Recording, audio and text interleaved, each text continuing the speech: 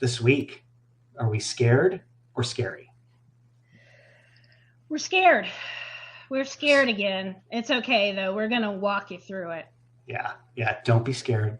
We'll hold Mhm. your hand, or not if that's a thing for you. Could be no touching. So, welcome to Work Life Imbalance and How to Achieve It. So, we're going to tell you the haunting tales of never ending to do lists and ghostly after hours emails that chill the spine. And we want to explore the shadowy path from the eerie grip of work's embrace to the elusive specter of balance before the clock strikes midnight on our sanity.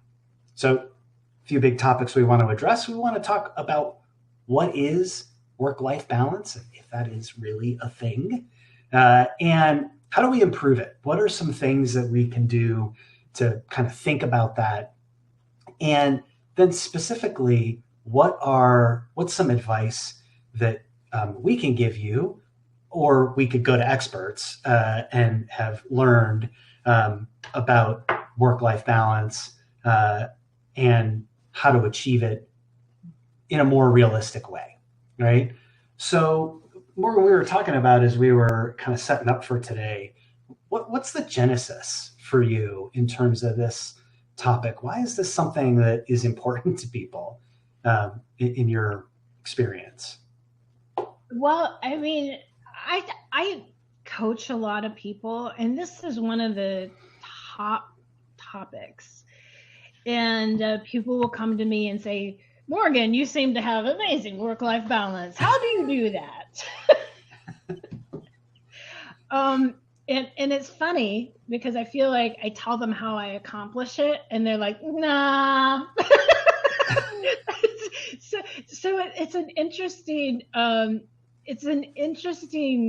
dynamic, and why I picked the topic name, the work-life imbalance and how to achieve it. Like if you're not willing to make certain changes, Right. Then you are never going to achieve your definition of work-life balance, whatever that is.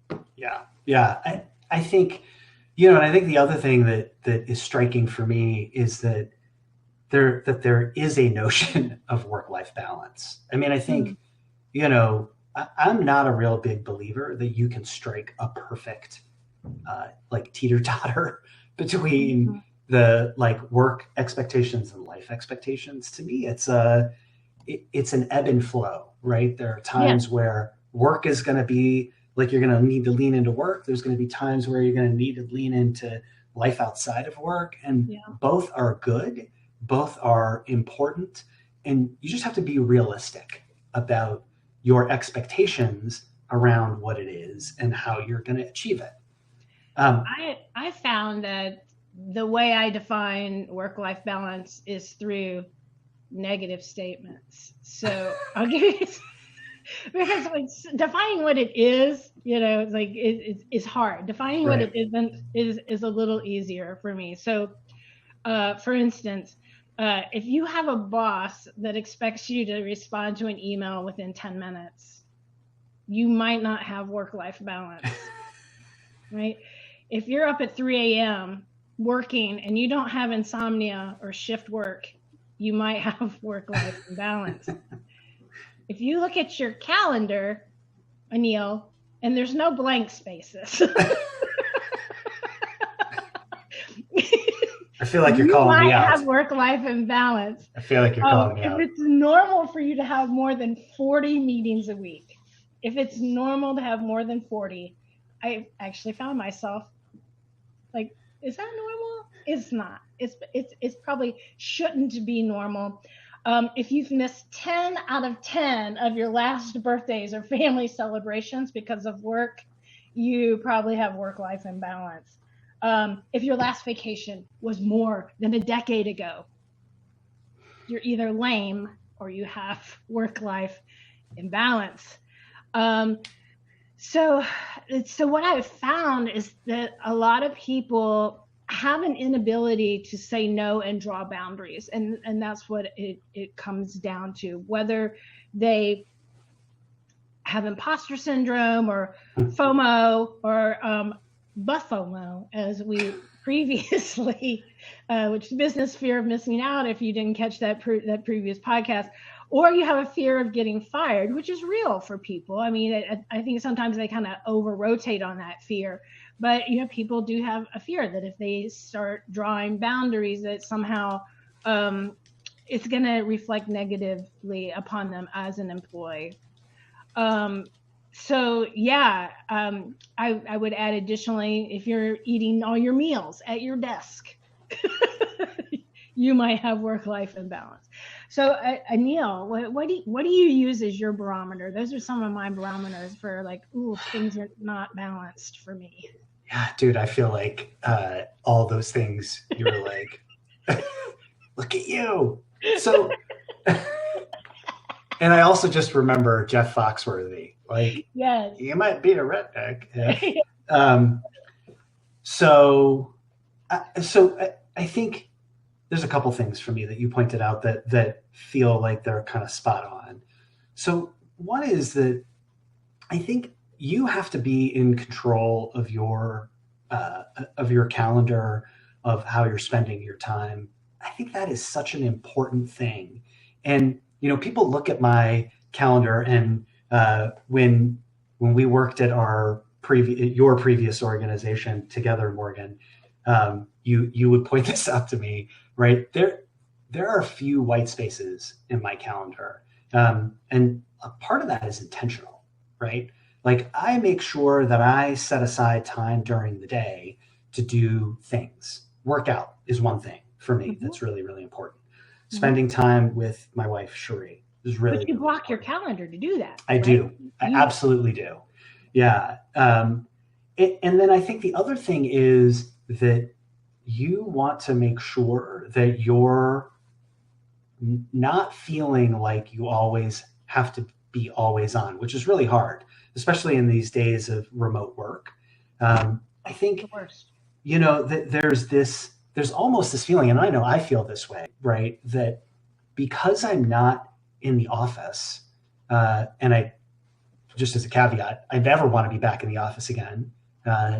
But because I'm not in the office, I have to make myself even more available, even more productive.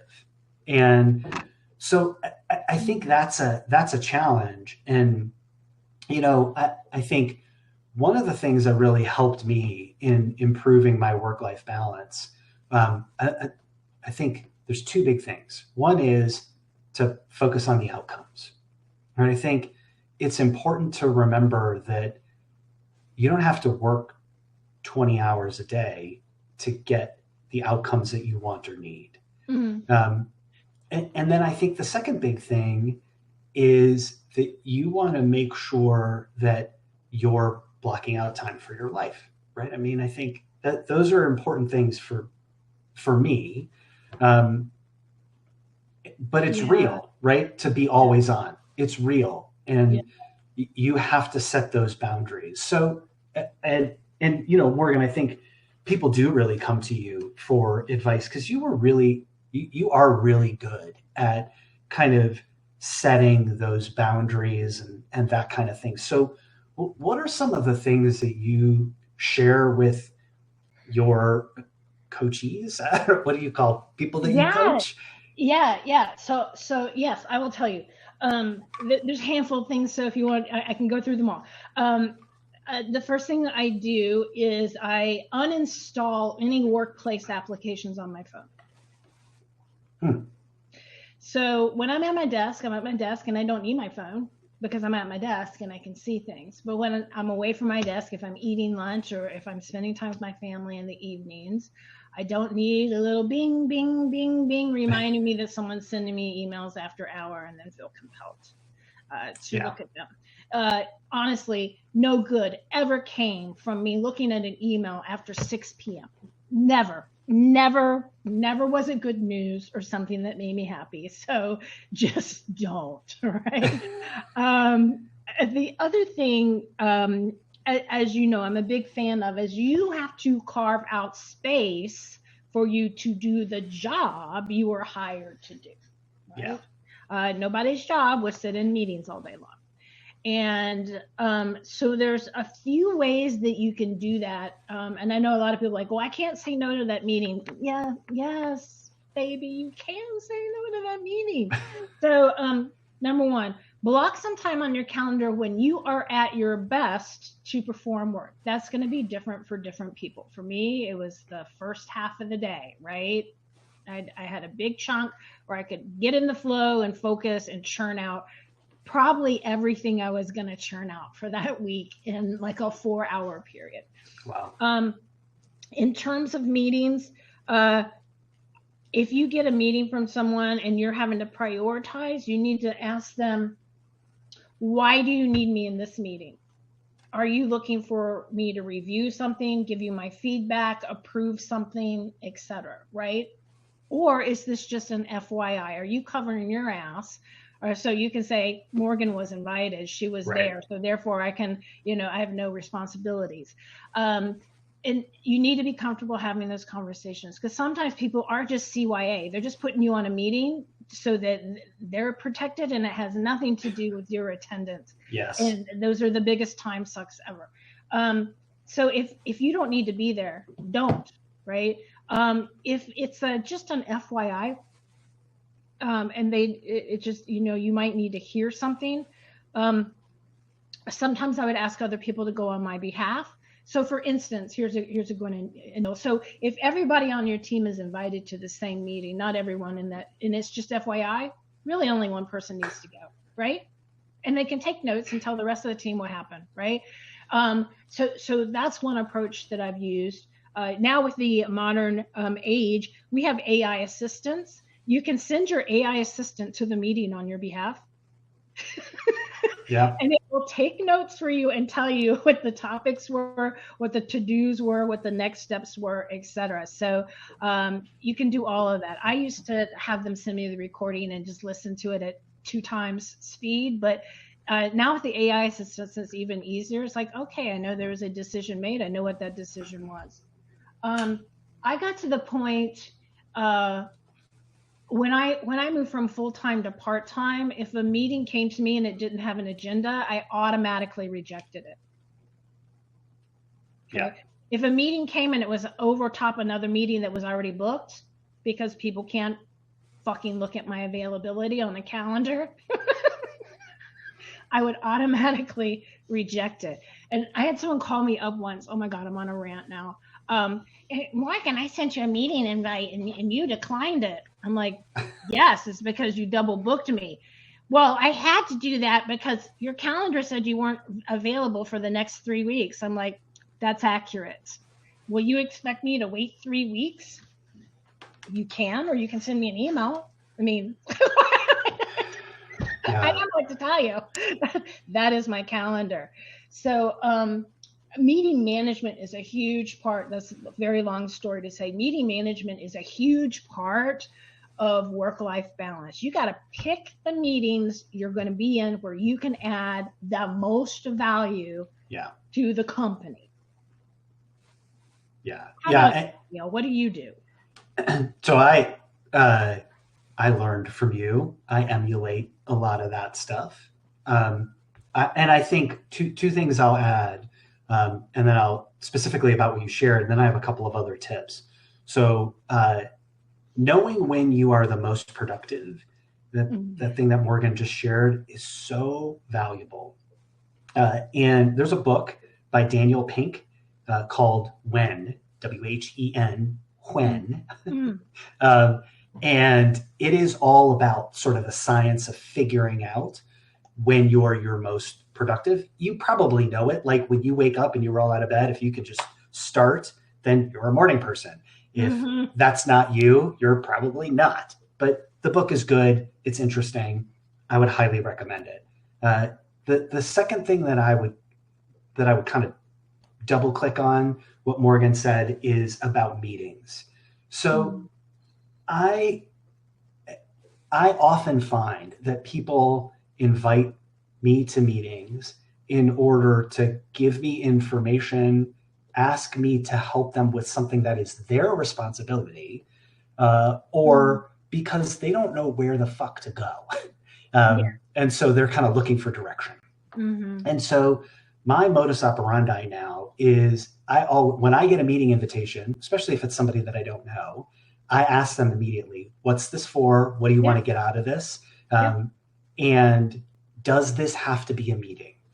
So those 3 questions to me are really, really important. What's this about? What do you want to get out of it? And does this have to be a meeting? Because by and large, it doesn't have to be a meeting, right? I think, so a couple things I'll add. So one is that it is unrealistic to believe that you're going to answer email, address Teams messages, all that kind of stuff throughout the course of your working day, right? The kind of 8-hour day that we have meetings now. And so you want to carve out time to answer email that is dedicated to that, because there's so much miscommunication that happens because of email that generates meetings and escalations. So I think that's a really important time saver, is to dedicate that time.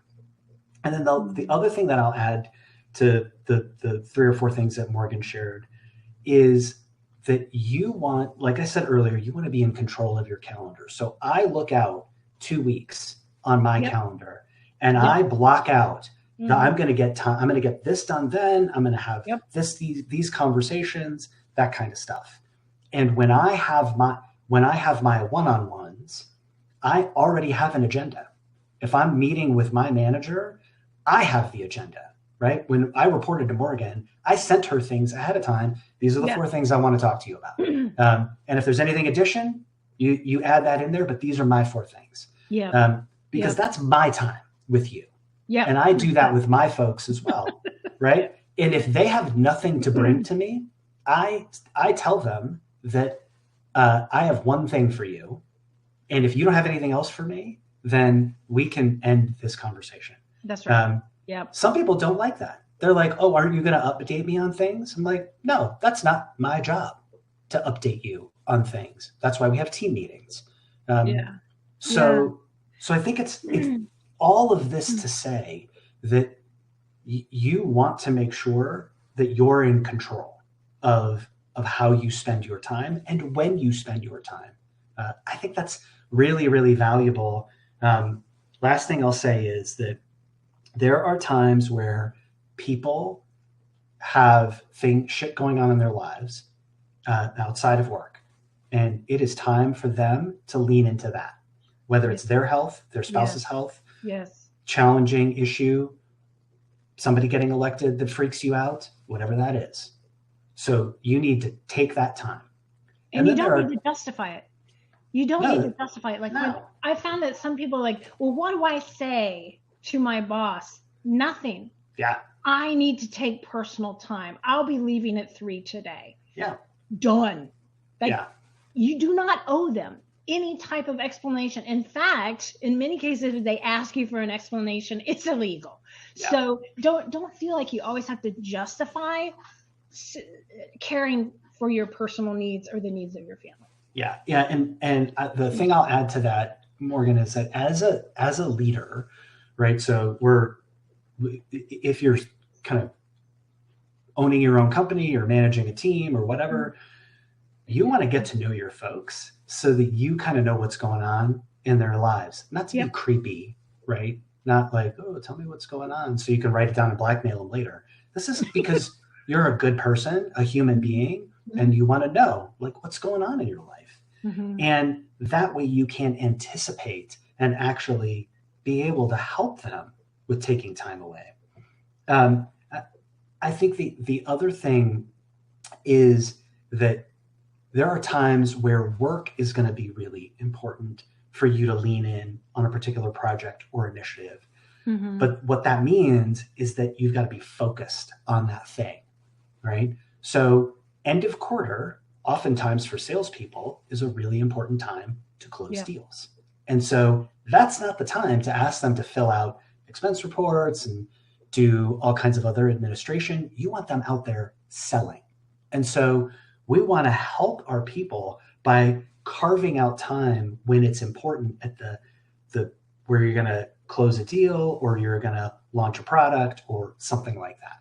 So, sorry, I feel like I kind of went on a rant there a little bit. No, that's fine. I was really thinking about what you said about like scheduling stuff on your calendar, the task, and I used to do that too. So I just create a meeting for myself and say, complete this deliverable. Like, so then I knew, like, it's there. I can tell someone exactly when they're going to have it because I'm not even going to get to it until Monday. So I'll have it to you by, Monday, close of business or whatever. And now, now that I'm retired with air quotes, I'm doing a really shitty job of being retired. I was looking at this productivity person, and he said he doesn't have to-do lists. That he calendars every to-do. So there's no list. There's only calendars, right, of the things that need to get done. And he's like, if you get to the end of the day and you still have things to put on your calendar but no space left, then you need to reprioritize, or you need to push some things to the next day or whatever. And I've been messing around with that and seeing how that works for me. And I feel like I'm really focused and productive. I think that's such a great way to do things, because it gives you a target to like make sure that you can tell people, I'm going to get this to you by fill in the blank, because that's what people love to hear, right? But again, it goes back to, you've got to be in control of your calendar. And the one thing that I want to make sure that we kind of hit on is this world of remote or hybrid kind of working.